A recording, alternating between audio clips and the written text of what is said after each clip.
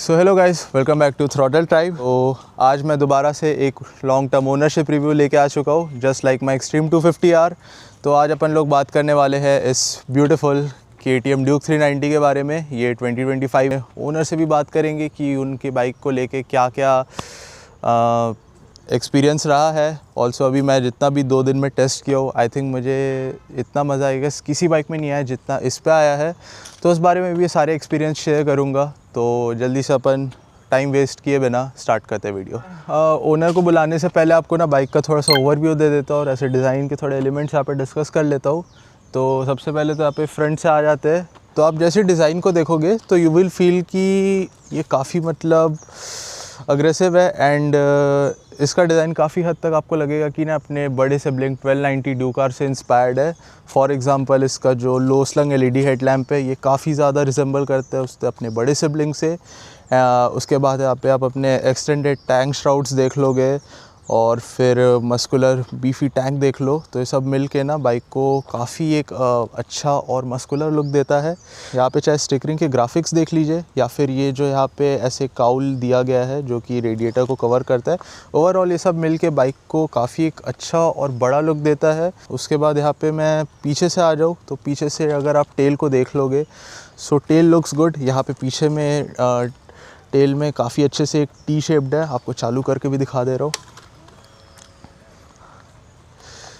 And personally वैसे यहाँ पे ओनर ने टेल टाइडी रिमूव कर दिया है, बट अगर टेल टाइडी रहती भी है तो तब बाइक काफ़ी अच्छी लगती है। बट ठीक है, वो सबका पर्सनल प्रेफरेंस है। बट जो मुझे लगा वो मैं बता दिया हूँ। आप अगर टेल टाइडी लगाना चाहते हो तो लगा सकते हो, बट लगाओगे तो इस तरह से सीट गंदी होगी और आपके ऊपर चीज़ें उड़ के भी आती है। बाकी अपन यहाँ पर जल्दी से थोड़ी बहुत यहाँ पे मैं क्वालिटी की बात कर लेता हूँ। तो ऐसे तो बाइक की fit and finish decent enough लगती है, बट व्हाट आई फील कि कहीं पे बजाज बहुत इम्प्रूव कर सकता था। फॉर एग्ज़ाम्पल कि जैसे यहाँ पे जो इरेगुलर पैनल गैप्स है यहाँ पे भी दिखा दो। So all this is somewhere I feel कि बजाज को इम्प्रूव करना था। एंड ठीक है, कोई ऐसा मेजर डील ब्रेकर नहीं है। सीट की जो क्वालिटी है वो मुझे थोड़ी सी अच्छी नहीं लगी यहाँ पे। ये अगर वेट भी हो जाती है तो जल्दी से वाटर सोकअप नहीं करती है। एंड इसकी क्वालिटी भी थोड़ी सी प्राइस के हिसाब से कम लगती है। अगर मैं बटन्स एंड इन सब की बात कर लूँ so this all looks good. यहाँ पे जो एक और चीज़ मैं वर्थ करना चाहता हूँ कि ना ये लोग एडिशन तो किए बट उस चीज़ को ध्यान से रख के नहीं किए। फॉर एग्जांपल ये जो क्रूज़ कंट्रोल और ये सब के बटन्स है ये यहाँ पे काफ़ी क्लटर्ड लगते हैं। तो आप जब भी हॉर्न यूज़ करना चाहते हो तो आपको थोड़ा कंफ्यूजिंग लग सकता है। मैं भी जब यूज़ कर रहा था तो आई फेल्ट कि मेरे से बहुत बार कुछ और ही दब जा रहा था। बट ठीक है, अगर आपको आदत पड़ जाएगी तो फिर तो कोई प्रॉब्लम ही नहीं है। एर्गोनॉमिक्स पे भी डिस्कशन कर लेते हैं, तो मैं बैठ जाता हूँ।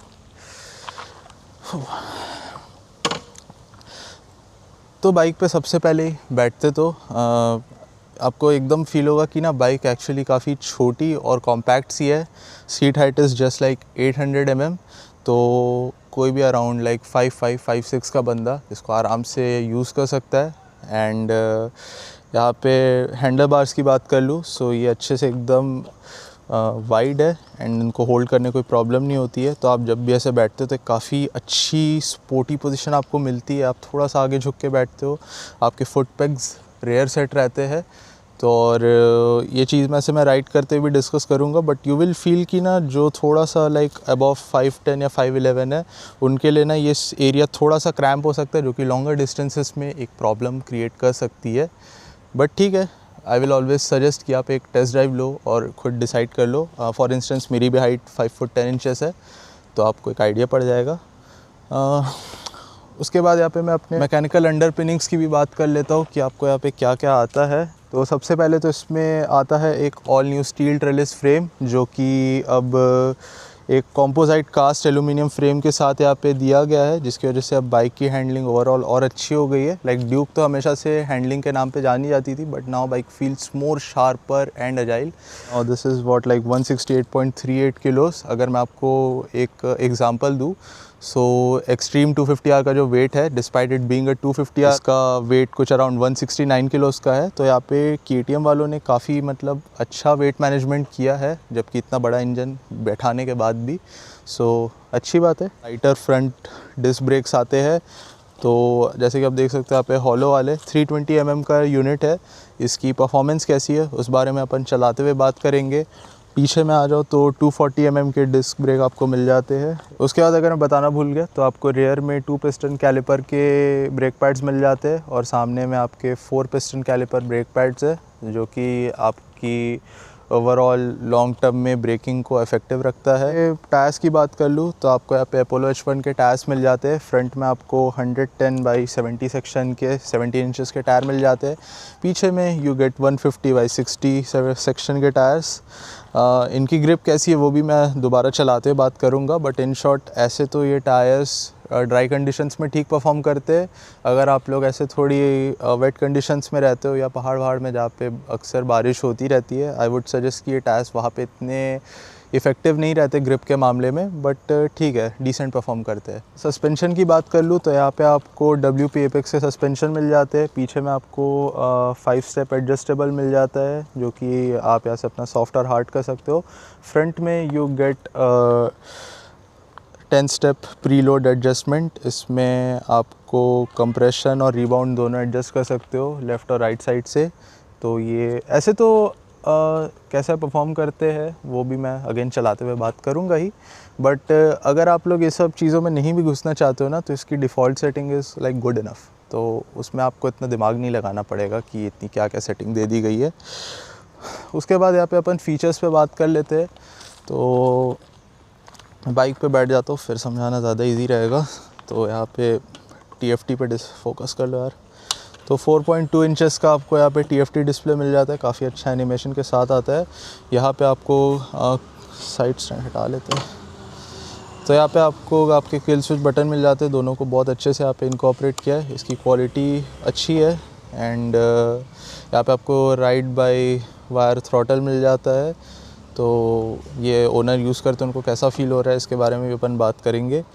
उसके बाद यहाँ पे आपके क्रूज़ कंट्रोल के बटन है। यहाँ पे ऐसे एक बार अगर ऐसे क्रूज़ कंट्रोल एक्टिवेट करोगे तो ऐसे कम ज़्यादा कर सकते हो। मैं ऐसे स्टार्टिंग में इसको भी मैं आपको यूज़ करते दिखाऊंगा। उसके बाद आप यहाँ से आपके 4 बटन रहते हैं, इनसे आप इसको टॉगल कर सकते हो। यहाँ पे एक एडिशनल फंक्शन बटन है जिससे आप अपने हीटेड ग्रिप और ये सब एक्टिवेट कर सकते हो। तो आप इस स्क्रीन पे आ जाते हैं, तो आप जैसे ही इसको प्रेस करते हो यहाँ पे आपके मोटरसाइकिल के कंट्रोल्स है। राइड मोड में आपके स्ट्रीट, ट्रैक, रेन है। रेन और ट्रैक, स्ट्रीट ये सब में यही फ़र्क है कि आपके जो थ्रॉटल रिस्पॉन्स है एंड ब्रेकिंग रिस्पॉन्स है उन सबको ऑल्टर कर देता है। एंड ABS में जाओगे तो आपके 2 मोड्स आ जाते हैं, रोड और सुपर मोटो। सुपर मोटो में आपका पीछे का ब्रेक्स ABS डिसंगेज हो जाता है। यहाँ पे आपका ट्रैक्शन कंट्रोल है। लॉन्च कंट्रोल आप वो भी मैं चलाते हुए डिस्कस करूँगा कैसे काम करता है। उसको आप खाली ट्रैक मोड में ही यूज़ कर सकते हो। बाकी ऐसा अपनी बाइक इन्फो देख सकते हो। जब तक ये ग्रीन में है तो मतलब सब चीज़ ठीक है। रेड होने पे देयर इज़ समथिंग प्रॉब्लम जो आप तुरंत चेक कर सकते हो। ट्रिप में यहाँ पे आपको 1 या 2 मिल जाते हैं। यहाँ पे आपकी एवरेज माइलेज, स्पीड और ट्रिप टाइम ये सब दिखा देता है। क्रूज़ कंट्रोल भी आप यहाँ से सेट कर सकते हो। इसके अंदर क्या सेटिंग आती है एक बार अपन देख लेते हैं। अच्छा, तो ऐसा अपने स्पीड कंट्रोल और ये सब सेट कर सकते हो, अच्छी चीज़ है। यहाँ पे सेटिंग में आ जाओ तो सब बाइक की जनरल सेटिंग है।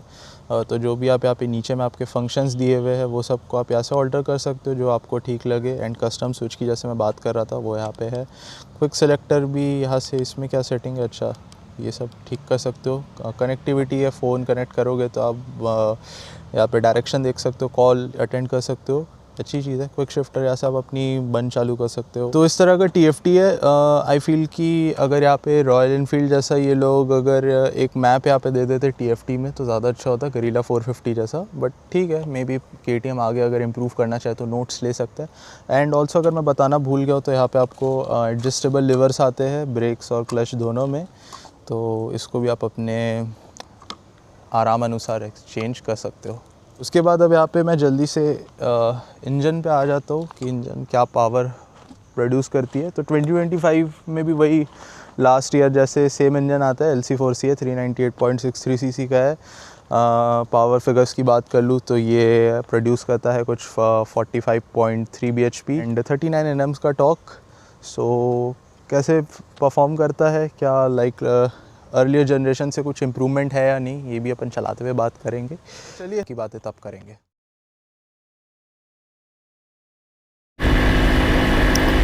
ओके, तो इससे पहले मैं राइड रिव्यू स्टार्ट करूँ, मैं हमारे जो कम्युनिटी से आए हुए क्वेश्चंस थे उनका रिप्लाई कर देता हूँ। तो सबसे पहले तो रोहित भाई का क्वेश्चन ये था कि बाइक सिटी में कैसा बिहेव करती है, हीट कैसा इंजन से, सस्पेंशन कैसे वर्क करता है, and low end torque and stuff like that. तो रोहित भाई उस पर मैं इवेंचुअली आऊँगा, just wait for a while. मैं अभी जब ब्रेक डाउन करूँगा तो I will just come to it. उसके बाद हमारे दूसरे भाई ने ये पूछा है कि ओवरऑल मेंटेनेंस कॉस्ट और जो चीज़ें हमें थ्रू आउट दी ओनरशिप लगेगी। तो सबसे पहले तो मैं जल्दी से ब्रेक डाउन कर देता हूँ। तो KTM है, तो रेगुलर सर्विस एंड मेंटेनेंस पे तो आप अगर ध्यान नहीं दोगे तो बड़े खर्चे बाद में आएंगे ही। तो सबसे पहले तो सर्विस कॉस्ट की बात कर लूँ तो आपको लाइक हर 5 to 7,000 किलोमीटर्स के बीच में सर्विसिंग इंटरवल आती है। नॉर्मल सर्विस में oil change, oil filter, air filter change होता है। जनरल चेकअप का खर्चा कुछ अराउंड 2500 से 4000 तक का पड़ता है। उसके बाद ब्रेक पैड्स, अगर आपके फ्रंट और रेयर के ब्रेक पैड्स आपकी राइडिंग स्टाइल पर डिपेंड करेंगे। अग्रेसिव राइडिंग में ये 8 से 10,000 किलोमीटर्स तक लास्ट करते हैं। सो कॉस्ट कुछ अराउंड 100 से 115 पर पैड सेट आपको पड़ेगी। आफ्टर दैट चेन स्प्रॉकेट रहता है, जो इसकी किट रहती है, जो इस बाइक में काफ़ी पावर हैंडल करता है। सो जनरली 15,000 से 20,000 किलोमीटर्स तक ये लास्ट करती है। सो उसका खर्चा भी कुछ 3 से 4,000 तक का पड़ जाता है। टायर्स फिर आपको लगेंगे जो आई गेस स्टॉक टायर्स। तो इसके जो स्टॉक टायर्स होते हैं वो काफ़ी सॉफ्ट होते हैं फॉर ग्रिप, तो 12 से 15,000 किलोमीटर्स में ही वो वॉर्न आउट हो जाते हैं। सो इसका खर्चा भी काफ़ी ज़्यादा रहता है। So be prepared for it. Although अभी there are like quite good accessible options जो कि लाइक आप अफोर्ड कर सकते हो, तो है। मैं उसे भी अगर आप बोलोगे तो मैं डिस्क्रिप्शन में लिंक प्रोवाइड कर दूँगा उन टायर्स की। बाकी ओवरऑल मैं कहूँगा कि इसकी मेंटेनेंस कॉस्ट इसकी परफॉर्मेंस के लिए जस्टिफाइड है। सो ये एक प्रीमियम प्रोडक्ट है और इसका खर्चा भी उसी लेवल का है। सो रेगुलर केयर के साथ ये आपको, अगर आप केयर रेगुलर रखोगे तो आपको कभी रास्ते में परेशान करेगी नहीं।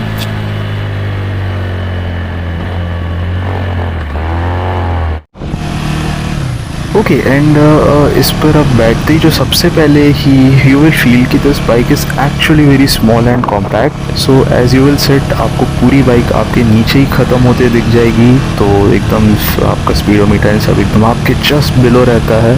तो एनीवेज नए चेसिस की वजह से सीट हाइट अब एज़ यूजुअल 800 mm हो गई है, जो कि यहाँ पे एक्सेसिबिलिटी बढ़ाने के लिए की गई है। एंड वाइड हैंडल बार्स है, रियर सेट फुटपैक्स है, तो आपको एक काफ़ी ज़्यादा front set aggressive riding position यहाँ पे देता है। बट ऑनेस्टली जो टॉलर राइडर्स है, हुआ लाइक अबाउ 5'11" और 6 फीट, उनके लिए ये स्पेस की यहाँ पे काफ़ी कमी के कारण उन्हें थोड़ा क्रैम्प फील हो सकता है, जो कि लॉन्गर डिस्टेंसेस के लिए एक प्रॉब्लम है। फॉर इंस्टेंस मेरी भी हाइट 5'10" है, मुझे भी यहाँ पे थोड़ा एक स्लाइट क्रैम्प आ रहा है, बट ठीक है। जिनकी हाइट में से ज़्यादा है they have to like adjust here. उसके बाद पहले मॉडल के कंपैरिजन में ये bike stop and go traffic में बहुत ट्रैक्टेबल है और कम डाउन शिफ्ट्स मांगती है। इसका इंजन अब लोअर रेप्स पर ही ज़्यादा पावर इन टॉर्क दे देता है, तो ये बाइक बिना थके स्टॉप एंड गो ट्रैफिक में आराम से चलती है।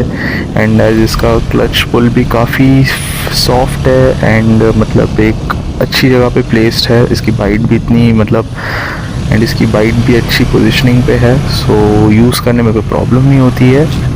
बाकी रीवर्क चेसिस है और वेल ट्यून्ड सस्पेंशन की वजह से ये बाइक कॉर्नर्स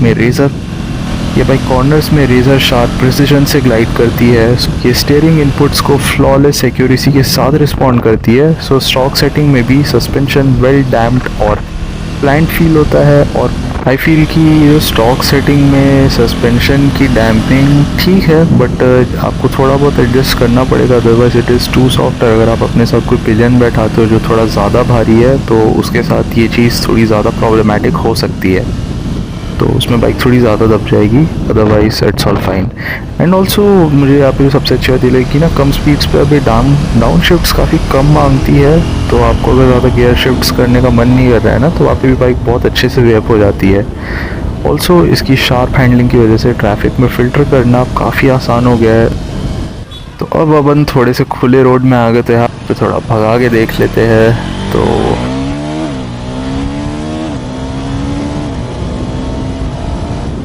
ओके, सो हाईवे पर इसका इंजन एक काफ़ी अच्छी ड्वेल पर्सनैलिटी को रखता है। तो जैसे आप 6000 आरपीएम के नीचे रहते हो तो पावर काफ़ी लीनियरली आती है और बाइक काफ़ी ज़्यादा फ्रूगल रहती है, making it quite usable at a lower down the rev range और इन द सिटी। लेकिन लाइक आफ्टर 6000 आरपीएम के ऊपर आप जैसे इसको रेफ करते हो एंड इसकी एक्सेलरेशन एकदम फिरोशियस हो जाती है। एंड इस बाइक की सबसे अच्छी बात है ना, आप इसको जितना रेफ करते रहते हो बाइक ना उतनी ज़्यादा रिस्पॉन्सिव और फास्ट होते जाती है।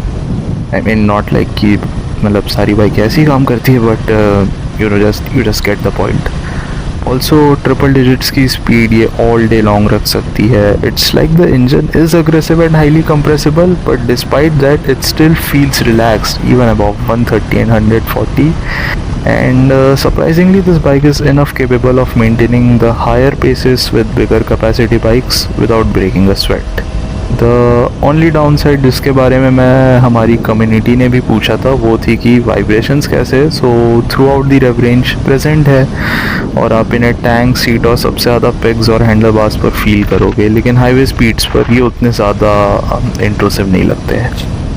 तो लगे तो इसके लॉन्च कंट्रोल सेटिंग्स भी देख लेते हैं कि ये कितना अच्छा परफॉर्म करते हैं। तो बेसिकली यहाँ पे लॉन्च कंट्रोल करता क्या है कि जब भी आप कंसिडरेबली कोई भी ऐसी पावरफुल बाइक्स में जब रहते हो एंड एकदम हाई रेव रेंज पे अगर आप वैसे क्लच डंप करके बाइक भगाने की कोशिश करते हो तो वहाँ पे आपकी बाइक पे व्हीली पड़ सकती है, जो कि अगर आप एकदम अग्रेसिवली लॉन्च करना चाह रहे हो तो वहाँ पे आपका लॉन्च लेट हो जाता है, तो आप एकदम सा क्विक एक्सेलरेट नहीं कर पाते हो। And this is where the launch control actually comes handy. तो चलो जल्दी से इसको एकदम भगा के देखते हैं and let's see.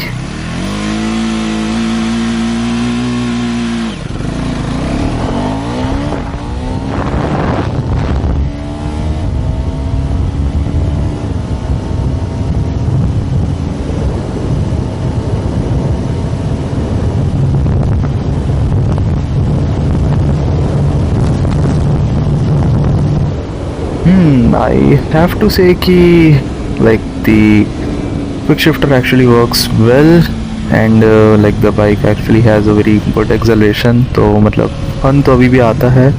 And launch control actually works very well. आपको एकदम यहाँ पे काफ़ी बैलेंस्ड वे में आपको एक सपोर्ट मिलता है ताकि आप एकदम बाइक अच्छे से लॉन्च कर पाओ। तो इस तरह से तो खैर काम करता ही है। ऑल्सो अब यहाँ पे मैं जल्दी से ब्रेक्स की बात कर लेता हूँ। तो ब्रेकिंग आई थिंक अपन लोग को 80-90 पे करना चाहिए।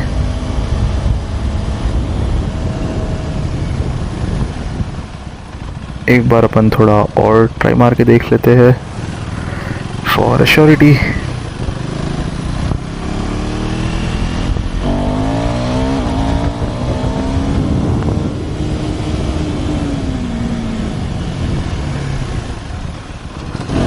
ओके, सो ब्रेक्स की अगर मैं बात कर लूँ so they are excellent. Like the front 320 mm के डिस्क काफ़ी अच्छी बाइट और प्रोग्रेशन देते हैं, और अगर आप कोई कॉर्नर मिस जज करके लेट ब्रेक भी करते हो तो बाइक प्रेडिक्टेबली स्टॉप हो जाती है बिना कोई सरप्राइजेस दिए। And this is where I feel that यहाँ पे Duke 390 is actually unbeatable. Like जो कॉन्फिडेंस आपको ये पावर के साथ देती है ना, लाइक मेजॉरिटी ऑफ टाइम आप हमेशा अपने आप को पैनिक सिचुएशंस में अपने आप को कंट्रोल में पाओगे। ऑल्सो पे मैं अगर फ्यूल एफिशिएंसी की बात कर लूँ तो that is very impressive. City में ये मेरे को रियलिस्टिकली ऐसे 24 से 25 के बीच में दे देती है माइलेज, एंड हाईवे पे you can expect somewhere around 28 to maximum I guess 30 kilometres per litre अगर बहुत आप मैनर्ड वे में चलाओगे तो। एंड इसको कंबाइन अगर मैं 15 लीटर के टैंक के साथ करूँ तो ये बाइक आपको एक फुल टैंक पर क्लोज टू 400 किलोमीटर्स की एक काफ़ी फिनोमिनल रेंज ऑफर कर देगी। So mix to like between 350 to 400 kilometres में आपको एक अच्छा फुल फ्यूल टैंक रेंज मिल जाएगा। तो इस तरह से है यार माइलेज। तो आई फील यही सब था वीडियो में। तो आई होप आपको वीडियो पसंद आया होगा। अगर मेरे से कुछ मिस हो गया होगा तो please do tell me in the comments, तो मैं वहाँ पे आपको हेल्प कर दूँगा। तो वैसे मैं साइन ऑफ करता हूँ, तब तक के लिए बाय।